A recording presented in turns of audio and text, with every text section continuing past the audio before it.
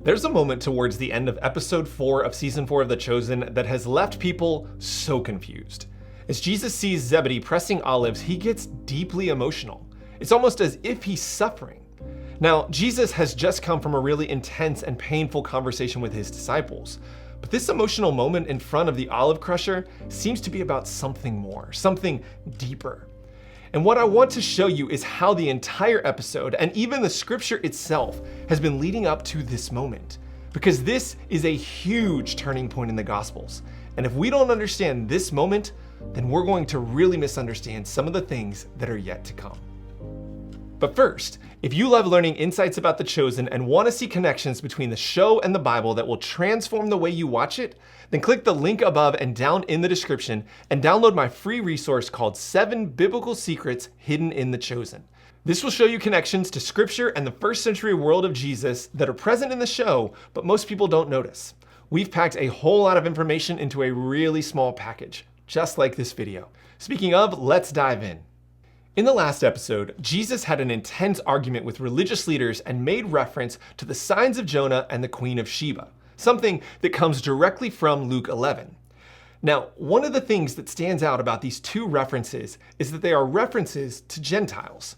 Jonah was sent to reach the Ninevites, an enemy Gentile nation, and the Queen of Sheba was a Gentile queen who traveled to Israel after hearing of Solomon's wisdom. Well, as episode 4 unfolds, another Gentile comes to the fore, as Gaius begins the process of becoming a follower of Jesus. But this is a bigger deal than we might think. Gaius is not just any Gentile, he's a praetor. He's a Roman soldier now in a political position where his primary responsibility is to prosper the will and the reign of Rome in this region. His allegiance is to Rome and its emperor. And yet, as soon as Gaius sees Jesus, he says something unbelievable. He bows before Jesus and calls him Lord. Now, what is so ironic about this moment is that so far in this show, this is the title of the praetor. Whenever Matthew would address the former praetor, Quintus, he would call him Dominus. And Dominus is the Latin word for Lord. The one who should be called Lord is calling Jesus his Lord. He's one of the most powerful men in Capernaum right now, and yet he humbles himself before Jesus. And in doing so, he reveals for us a huge problem that is facing Jesus, something that is causing Jesus to suffer, and reveals how some big things are changing. And a lot of it has to do with his disciples, and a question that the Gospels, especially Mark's, cause us to wrestle with. Did Jesus make the wrong choice? You see, in this episode, there's a moment where we see a large group of disciples following Jesus. And it appears that as Jesus is teaching, his group of disciples is growing. More and more people are leaving everything to travel with him. And while it is true that Jesus does have a large band of followers as his ministry grows, this isn't just something that happens later in his ministry. It's actually something that happened as his ministry was just beginning. You see, Mark's gospel tells us, and Jesus went up on the mountain and summoned those whom he wanted, and they came to him. And he appointed 12 so that they would be with him, and so that he could send them out to preach and to have authority to expel demons. Now, I want you to notice exactly what Mark says Jesus does as he gets up on this mountain. Mark says that he summoned those whom he wanted and makes them his disciples. You see, what Mark is telling us here is that Jesus has many potential disciples. Early on in his ministry, he had this band of people who were following him. And Mark is telling us that out of that larger group, Jesus picks 12. Which of course raises the question, why those 12? Who are these 12 men that Jesus wanted more than the rest of the crowd? Why does Jesus trust them to be the ones to teach and go out and preach and expel demons in his name, who are going to carry his authority with them? And very quickly, Mark gives us that answer.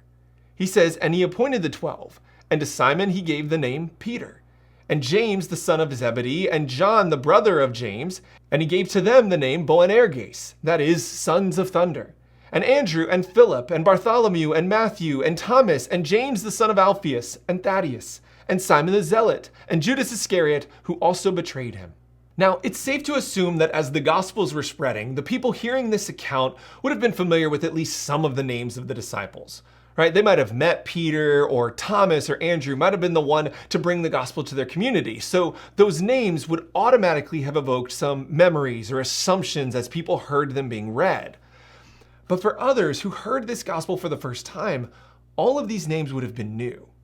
So what do we learn about these men just in Mark's account that we just heard? And as we dive into it, we realize that in Mark's gospel, we've only met a few of these men so far. We were introduced to Simon Peter, Andrew, James, and John in chapter 1. We know that they were fishermen, that they left everything to follow Jesus. And this also told us that these were men who never made it to Beit Midrash and the other forms of higher education in the Jewish world. They went straight into the family trade instead. Well, now Mark tells us a little bit more about them through the names that he gives them. Simon is renamed Petros, which means rock, which tells us that there's something solid and foundational about him. James and John are the sons of thunder, which suggests either big tempers or strong wills. And then, of course, there's the fact that Mark lists all of these men first, giving them this sense of importance in the list. The only other disciple who we've even heard about before is Matthew. And what we know about him is that he's a tax collector, the last person you would think would follow a respectable rabbi. After that, everyone else in this list is new, and we don't really know that much information about them. We learn that James is the son of Alphaeus, which is most likely the way of distinguishing him from James, the son of Zebedee. And then we learn that Simon is a zealot. Now, again, this is probably to some extent a way of distinguishing him from the other Simon, Simon Peter. But it's also a description that could reveal even more about him. Zealots were a violent revolutionary group at the time of Jesus who were fighting for Jewish independence. And so perhaps Simon had been part of this group. But the specific word that Mark uses here leaves some room for interpretation. You see, in other parts of Scripture, the word for zealots is the Greek word zelotes. But that's not the word that Mark uses in this moment. Instead, he uses the word kananaios, which is a word that seems to be connected to the Hebrew word kenah, which means a zealous person or an enthusiast, but not necessarily a person from that specific group at that time. Either way, we gather that there's an intensity around this particular disciple, just like the sons of thunder. And we aren't really sure if that's a good thing or a bad thing. But then there's the last person in Mark's list, the one who is meant to shock us, Judas. I mean, Mark just straight up tells us, and then there was Judas Iscariot who betrayed Jesus. Which is fascinating on several levels, right? First, he's spoiling the end of the story at the very beginning. I mean, maybe he's trying to build tension, or maybe he assumes that people already know about Judas, but either way, he just lays it out there. Judas will betray Jesus. But then consider where he's telling this to us.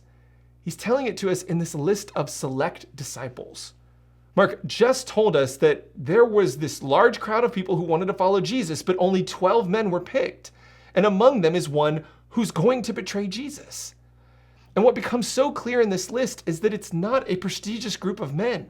Jesus' disciples are people who weren't good enough to become religious leaders. Some of them have anger management issues. One of them is going to be a traitor. And here's the thing.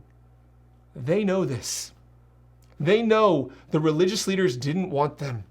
They know that they have weaknesses, which is what makes what happens next, this next scene, so frustrating and disappointing for Jesus. Because in the wake of Ramah's death, as Jesus is overwhelmed by the opposition of the religious leaders, James and John, at their mother's behest, ask Jesus, "Let one of us sit at your right and the other at your left in your glory." Now, here's the thing. James and John aren't necessarily talking about heaven here. They're talking about Jerusalem. They, like so many, are under the impression that Jesus is here to establish an earthly kingdom, that he is a prophesied king who will kick out the Romans and return Israel back to the Jewish people. So they're saying, when you take your throne here on earth, can we be right next to you? Can we have these positions of status and power? Which are the exact things that Jesus has been telling them to give up. And let's be clear, James and John aren't the only ones who don't get it. When we look at Scripture, we see that the rest of the disciples get upset by what they've just done here, not because they think James and John are misunderstanding Jesus' message. They're mad because they too want to be in these places of power and status. And so Jesus looks at all of them and he says, "Whoever wants to become great among you must be your servant. And whoever wants to be first must be the slave of all. For even the Son of Man did not come to be served, but to serve, and to give his life as a ransom for many." In other words, Jesus is saying, you're all missing the point. This isn't about gaining these things, it's about surrendering them. Look at me. I've even surrendered them. I left heaven to come to earth to be with you. I left the throne of heaven to be a servant. And I need disciples who are going to do the same thing. But then in Mark's gospel, Jesus drives this point home even more firmly. Mark tells us Jesus took a little child whom he placed among them. Taking the child in his arms, he said to them, "Whoever welcomes one of these little children in my name welcomes me." In this moment, he's telling his disciples that this is what true discipleship looks like. You see, children had no status at that time. They had no power or influence. And yet Jesus says, this is what it looks like to bear my name. This is what it looks like to represent me. And if you want to be my disciples, you've got to stop trying to make yourselves great and instead focus on making my name great. You see, what the scripture makes so apparent is that this isn't just a matter of the disciples not understanding what is going to happen to Jesus. They don't even understand what he wants to happen to them. They don't truly grasp what his mission is. And if they don't know what it is, how in the world are they ever going to carry it out? They're lost. They're confused. Gentiles get it. Romans get it. But these disciples, these men that Jesus has chosen from among many others, they still have no clue. And it's with that in mind that this confusing scene can suddenly begin to make sense. Because as Zebedee is crushing olives, Jesus isn't crying because it's a beautiful moment, or even just because of his exchange with his disciples. He's weeping because all of this is pointing to something much, much bigger, a turning point in the Gospels. You see, olives were a critical part of life in Israel. They were used as food and in religious life, and the process of producing olive oil was especially important in the Gospels. After olives had been picked, they would be crushed with a stone. Olives would be placed in a basin, and a large stone would be pushed around in a circle to break open the olives and begin to draw forth the oil. And then after that, the olives would be taken to a press. This was a series of large stones used to press down onto the olives and draw forth even more of the oil. The oil would be collected in basins and placed in clay jars. In fact, olives would be pressed 3 times in order to draw forth all of the oil. And as Jesus watches this process unfold, he can't contain his emotion because Jesus realizes that these olives represent him. You see, throughout Scripture, after Jesus goes to Caesarea Philippi, his ministry begins to take a dark turn. He turns his face to Jerusalem, and his path of suffering begins. As Jesus looks at these olives, he realizes that just as they are crushed, he too will be crushed. Jesus' last moments will be spent in a place called Gethsemane. In Hebrew, geth is the word for olive, and semene is the word for press. Gethsemane isn't just an olive grove, it's where the olives are pressed. And as Jesus spends his final hours with his disciples that night, he is pressed upon constantly. Just as olives are pressed 3 times, Jesus goes off to pray 3 times, feeling the pressure upon him. In fact, Luke tells us that just as the oil runs forth from the olives, Jesus' heart was much troubled, and he prayed all the more. Water ran from his face like blood and fell to the ground.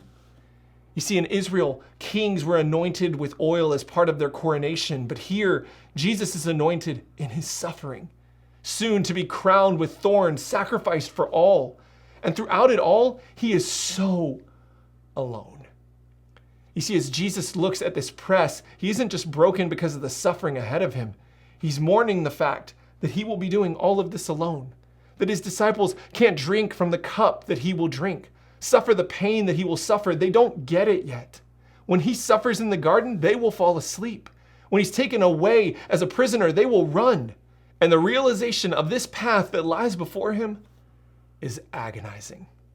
Well, that's it for this episode of The Chosen Explained. Now, if you haven't done it yet, be sure to click the link above and down in the description and download my free resource called 7 Biblical Secrets Hidden in The Chosen.